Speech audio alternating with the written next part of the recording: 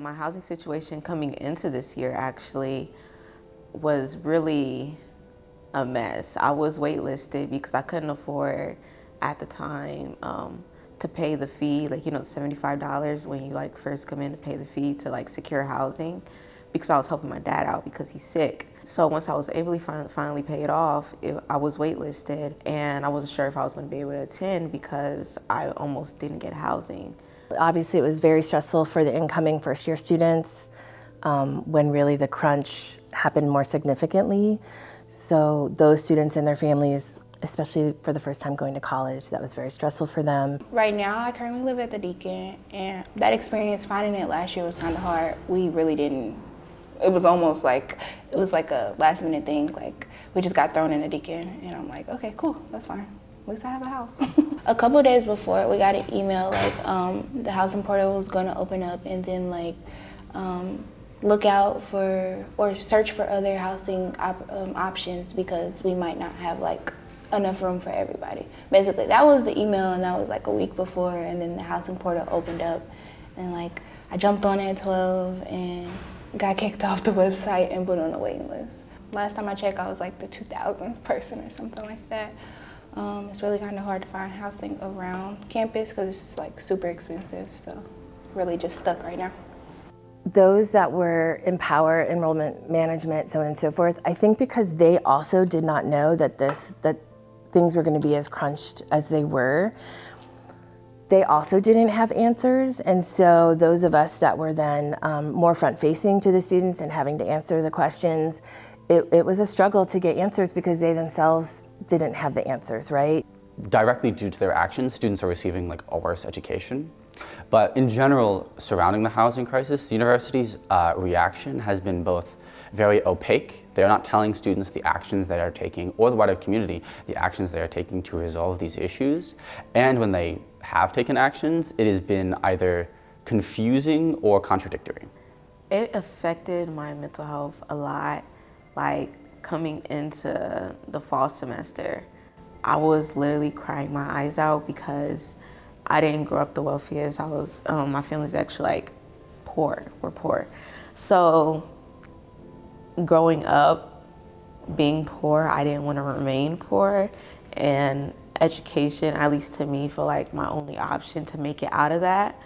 And almost not having housing and this like being my only option, really, I was scared. I mean, like, they like find off-campus housing, but it's just like everybody is looking for off-campus housing, which means like there's none left. So I don't know where we're supposed to look and find housing.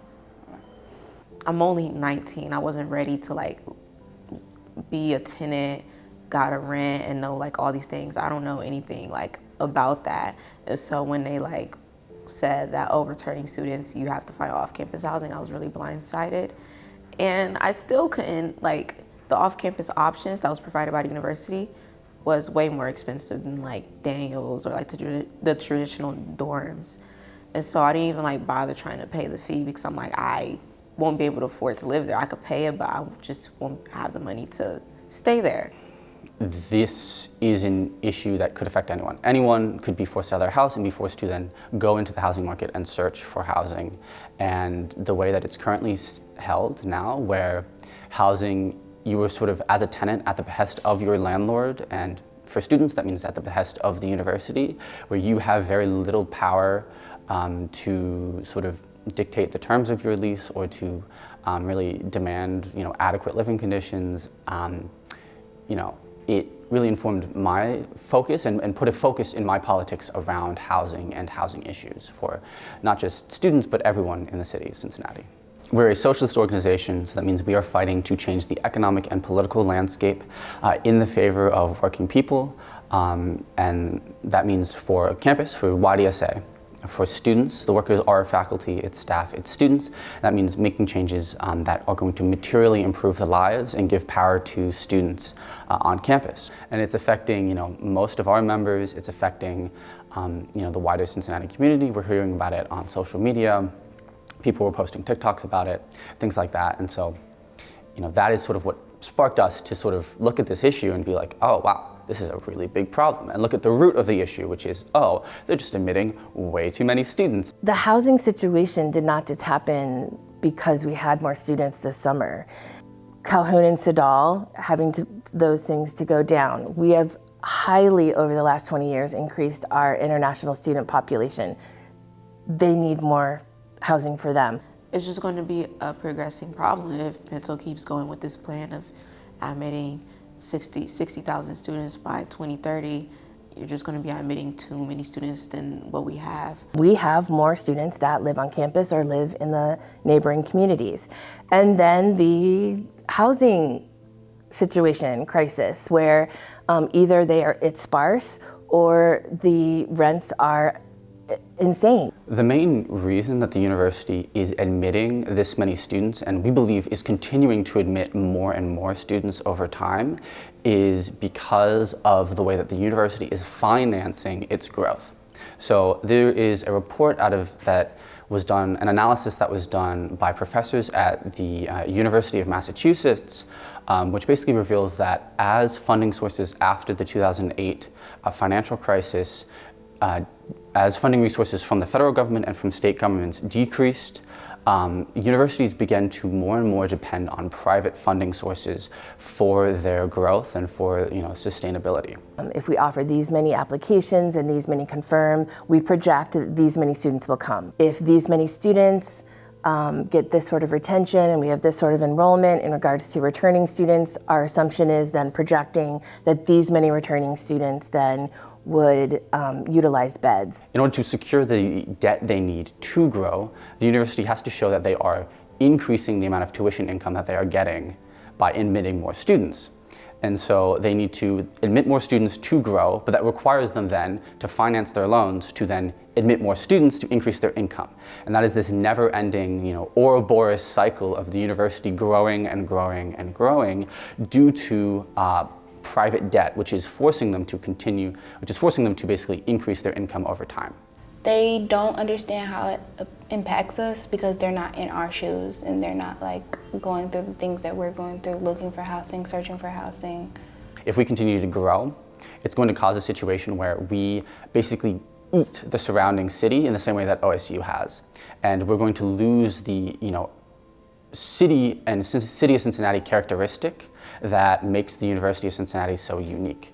It creates a very, very big issue with gentrification, policing and stuff, because I don't know if you know what happened in 2015, I believe. A university officer killed a black man on campus who didn't attend the university. Where does the university policing stop? The university police don't know how to interact with the surrounding communities, and the surrounding communities don't know how to interact with the student body. The student body is a representative of the surrounding communities, which is predominantly black, whereas the student body here is predominantly white. It's going to affect pricing when it comes to housing. We're aiding in, even me, we're all aiding into the gentrification of the surrounding communities, and we're forced to aid in it because of the fact that more college students is living in these communities, and therefore the prices of homes is going to be more expensive. If someone is graduating from the University of Cincinnati and we gave them that education, right? And we gave them accolades and we gave them that diploma, and they will go on and they will be very successful. But how they feel about us may still not be positive because of their experiences here. If the university could put aside their profit motives, then maybe we could get stuff done. If they actually cared about the students, maybe we could get stuff done. But until then, there's nothing going to get done. We've been organizing this campaign since the beginning of February. And what we've done so far is